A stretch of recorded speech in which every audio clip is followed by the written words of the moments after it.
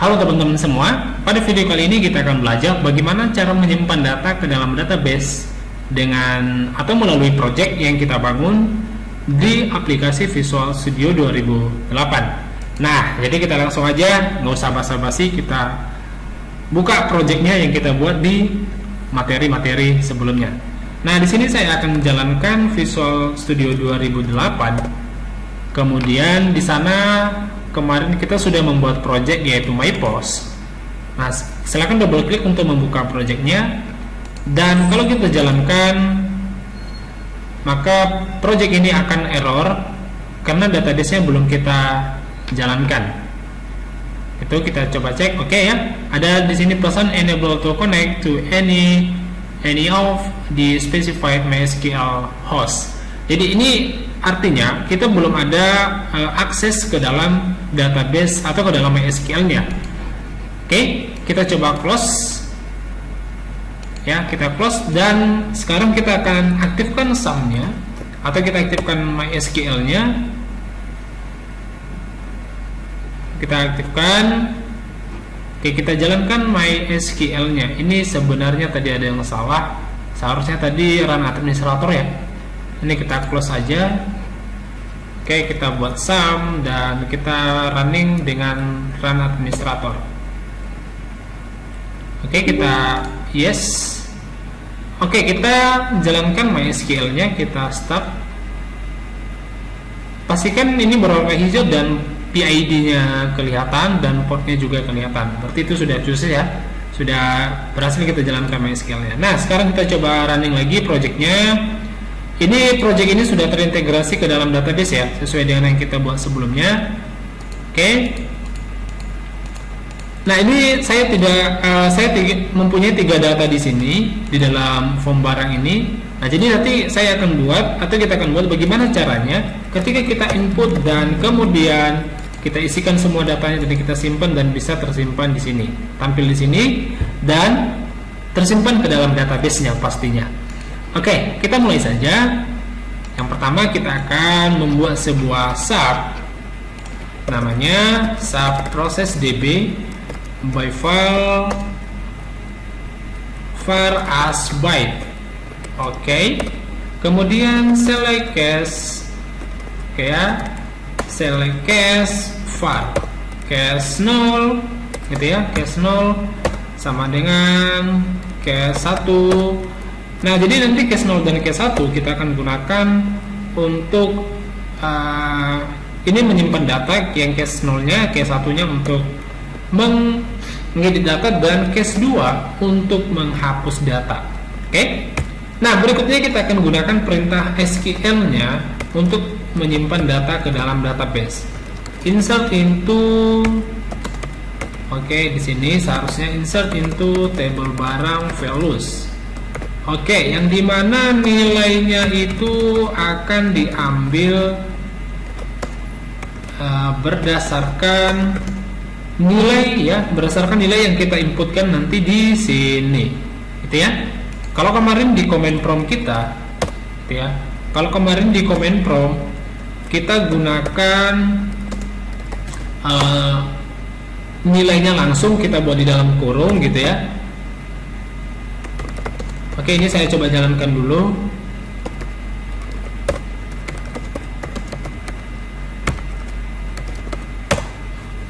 Oke, ada yang salah di sini, seharusnya MySQL so databases.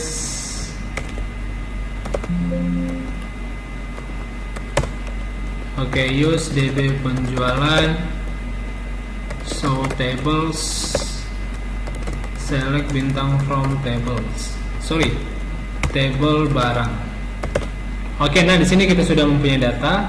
Nah, kalau kemarin kita menyimpan data ya, menyimpan data di sini, insert into table barang values, kita isikan langsung di dalam kurungnya gitu ya. Kita isikan seperti ini kemarin.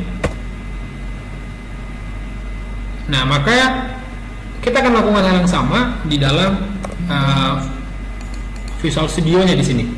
Oke ya, kita isi sesuai dengan ini ya. Kita isi dari setiap nilai yang diambil dari elemen text box, combo box maupun elemen-elemen yang lainnya. Nah, jadi di sini kita akan panggil ini sesuai dengan nama yang kita deklarasikan kemarin. Di sini kode barang, ini nama barang, ini satuan dan lain sebagainya.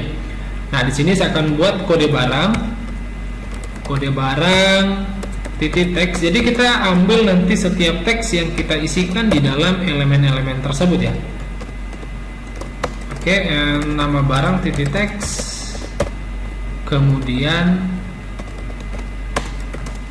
satuan titik teks, and kemudian berat gitu ya, berat titik teks,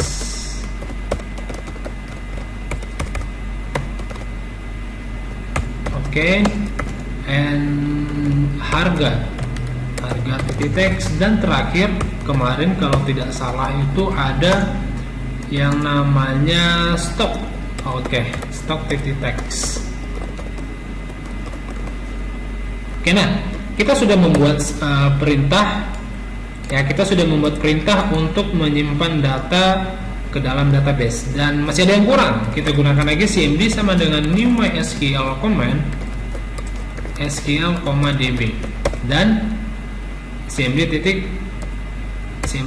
execute non query.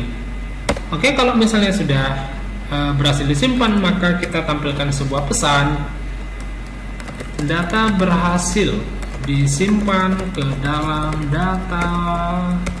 database. Oke, kita berupa informasi ya, ketika kita tampilkan nanti atau kita simpan.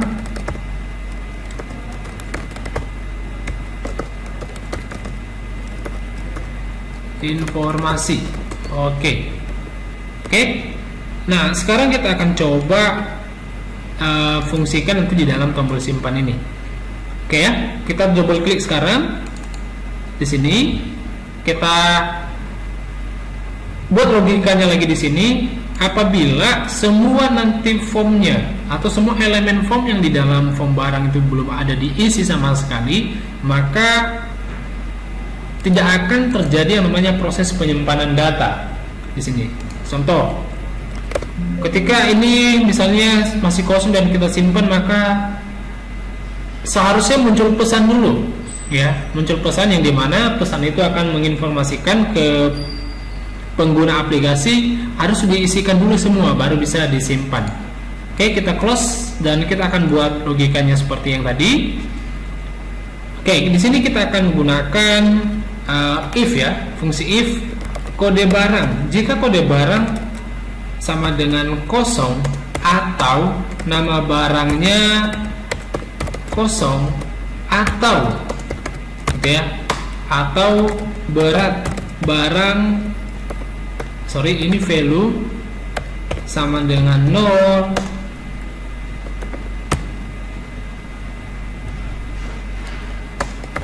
and harga bukan n ya, atau harga titik teks sama dengan kosong atau stok titik teks sama dengan kosong, maka saya hitung dulu 1, 2, 3, 4, 5. Satu lagi nih, nama barang. Oke, di sini satuan or satuan titik teks sama dengan kosong. Nah, jadi ketika nanti semua elemen itu kosong, maka tampilkan sebuah pesan. Lengkapi gitu ya, lengkapi form barang terlebih dahulu. Oke, kita jadikan di sini exclamation gitu ya, exclamation dan informasi, atau di sini peringatan gitu ya, dan informasi tapi peringatan. Oke, nah jadi kita gunakan seperti ini dan kita buat else. Apabila nanti sudah diisi semua, maka kita buat kondisi lagi di sini. if btn simpan gitu ya, titik teks sama dengan simpan, maka proses kita panggil ya. Nah, jadi gini, di dalam tombol simpan ini nanti kita akan menggunakan atau fungsikan menjadi dua fungsi, yaitu bisa edit dan bisa hapus. Nah, jadi kalau misalnya nanti teksnya ini di sini adalah simpan, maka kita harus memanggil proses simpan ini, proses db yang case 0. Jadi kita buat di sini proses db 0. Oke ya. Oke, proses db 0, dan sekarang kita coba kita jalankan, kita isikan datanya, kita isi sembarang. Oke, ini masih 3 ya. BRG 1004 saya isikan sembarang. Oke, datanya pun saya isikan sembarang saja. Oke, dan saya simpan. Oke, ini ada yang error. String double conversion from string, berat value. Oke, di sini seharusnya 0, gitu ya. Saya 0. Oke, kita running lagi. Kita coba BRG 1004. Ini maksudnya kode barangnya ya, kode barangnya. Oke, saya misalkan saya isikan saja seperti itu. Oke, nah ini datanya berhasil disimpan ke dalam database. Nah, seharusnya sebelum disimpan ini harus ada konfirmasi terlebih dahulu, yang dimana konfirmasinya ini menanyakan kepada pengguna apakah datanya itu benar mau disimpan ke dalam database. Kalau misalnya dipilihnya yes, maka tersimpan. Kalau tidak, maka akan kembali ke formnya seperti ini. Oke, kita lihat ya. Ini tadi kita masih 3 data. Sekarang kita coba lihat di command prompt kita apakah tersimpan ke dalam database kita. Oke, nah sekarang ini sudah barang 4-nya sudah tampil. Dan kalau kita lihat sebenarnya, nah ini berulang nih. Ya, banyak ya, dibaca 2 kali ini datanya. Nah, gimana cara mengatasinya? Maka kita akan buat seperti ini. Di bagian function atau sub kemarin untuk menampilkan data, maka di sini kita gunakan perintah lv.items.clear. Jadi dia akan menghapus data yang lama terlebih dahulu, kemudian baru dia membaca yang baru lagi. Oke, kita coba running lagi dan kita lihat hasilnya pasti tampil 4. 1, 2, 3, 4. Oke ya. Nah, kemudian kita akan perbaiki bagian yang lain. Ketika tadi saya inputkan kode barang, maka di sini seharusnya ini fokus ya ke sini ya. Dan saya mau seperti itu. Nah, sekarang kita akan buat, kita lihat dan kita akan cari fungsi keypress atau fungsi enter di dalam kode barang ini. Kita cari keypress-nya. Oke, jadi di sini saya akan gunakan nama barang titik fokus. Oke, kita running lagi, tekan aja F5 di keyboard. Kita running dan kita coba tes. Oke, sekarang sudah fokus. Dan begitu juga di bagian yang lain. Ketika ini di enter, maka dia akan fokus ke bagian yang lain. Oke, caranya sama. Di bagian text box atau input text nama barang kita enter dan kemudian kita ganti ininya, metodenya ke keypress gitu ya. Oke, kita hapus saja yang text change-nya ini. If asc_e_ketchup sama dengan 13 Jen, maka if nama barang titik text sama dengan 0, maka tampilkan sebuah pesan, silahkan isi gitu ya, nama barang terlebih dahulu. Oke ya, terlebih dahulu.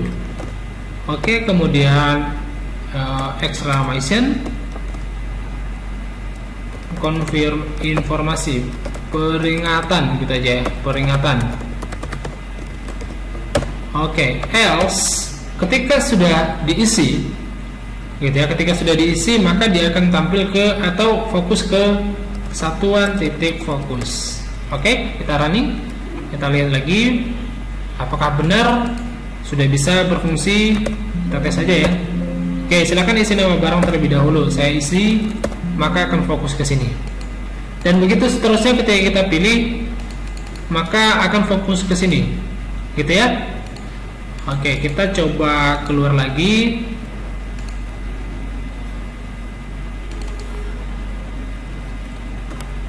If satuan titik selected. Oke, gini aja, kita buat aja berat titik fokus. Oke, kayak gitu aja.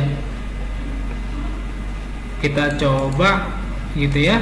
Kita coba aja, kita select seperti ini. Kita select, maka dia akan fokus secara otomatis di sini. Dan kemudian kita enter, balik ke sini, kita enter, masuk ke sini. Oke, kita buat semuanya supaya kita nanti lebih mudah menggunakan aplikasinya. Oke, press gitu ya. Ini kita tinggal buat aja seperti yang di sini gitu ya. Oke, kita copy paste aja biar cepat. Ini silakan isi berat barang terlebih dahulu, kemudian ini harga titik fokus.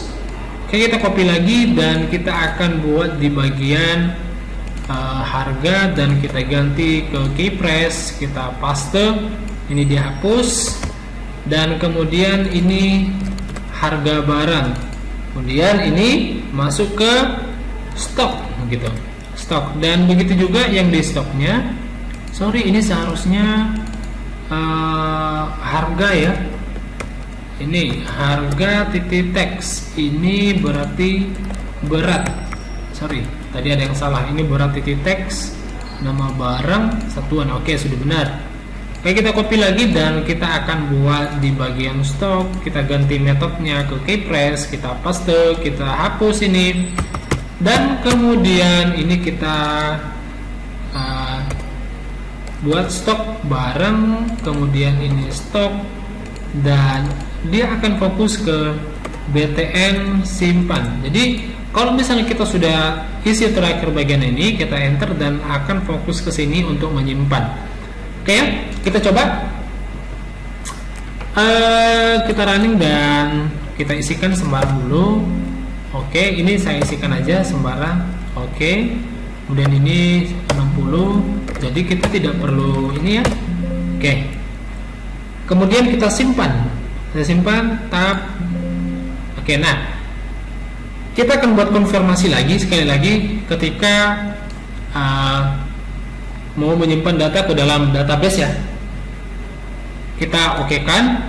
Ini sebenarnya sudah tersimpan ke dalam database. Oke, kita akan coba ya, kita akan coba buat konfirmasi sebelum disimpan atau masuk ke dalam database. Di sini di BTN simpan ya, BTN simpan. Oke, di sini kita bikin dim pesan as string. Oke, pesan sama dengan VBS, sorry, message box sama dengan yakin ingin menyimpan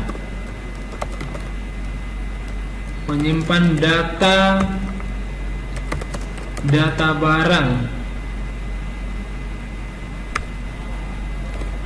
Oke, VBCLF ini saya gunakan supaya nanti bisa enter ke bawah ya.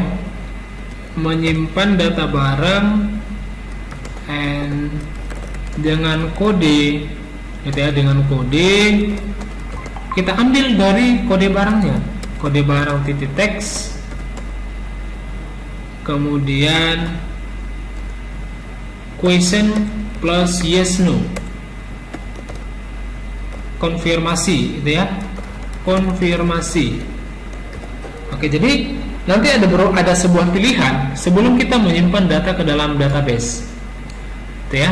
Jadi fungsinya ini akan mengecek ketika nanti kita disimpan ya, dia akan tanyakan dulu yakin ingin menyimpan data gitu ya, yakin ingin menyimpan data ke dalam database yang dimana datanya itu adalah diambil dari kode gitu ya, diambil dari kode dan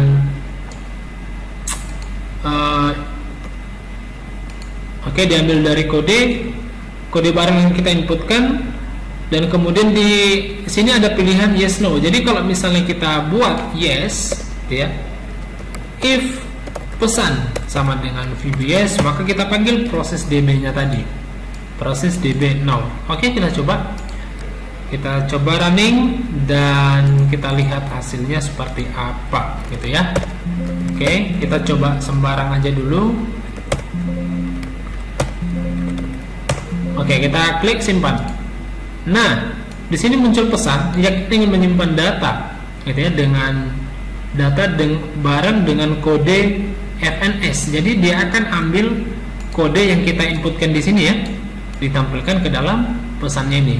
Jadi kalau misalnya kita pilih no, maka data tidak akan tersimpan. Kalau misalnya kita pilih yes, kita ingat ya, FNS kodenya. Yes, maka akan berhasil tersimpan ke dalam database. Nah, sekarang kita akan coba lihat ke dalam database kita, apakah sudah tersimpan di dalam database atau tidak. Oke ya, kita coba keluar. Ya, ini kita panggil lagi. Nah, ini FNS-nya sudah terlihat ini di dalam database kita, sudah ada. Nah, saya mau ketika saya input data, gitu ya, kita langsung bisa lihat di sini data yang kita input barusan, gitu ya. Bisa kita lihat data yang kita input barusan tanpa harus keluar baru dipanggil lagi. Nah, sebenarnya simple aja ya. Kita cukup memanggil sebuah fungsi ya, sebuah fungsi select yang kita buat kemarin untuk menampilkan data, maka kita panggilkan ke dalam proses DB-nya. Di sini kita panggil call proses DB. Call di sini seharusnya tampil data. Oke, tampil data. Jadi apapun ceritanya, ketika kita menyimpan data di dalam database melalui form barang, misalnya BRG 1006, saya enter, kemudian ini saya buat value-nya misalnya 3, kemudian ini saya enter tab, kemudian saya simpan yes, maka secara otomatis nanti akan terlihat, lihat kodenya BRG 1006 yes. Nah, di sini langsung kita bisa lihat secara real time. Nah, jadi saya rasa itu aja untuk materi proses penyimpanan data ke dalam database. Maka untuk materi berikutnya nanti kita akan lanjutkan di materi berikutnya. Sampai jumpa di pembahasan dan topik selanjutnya.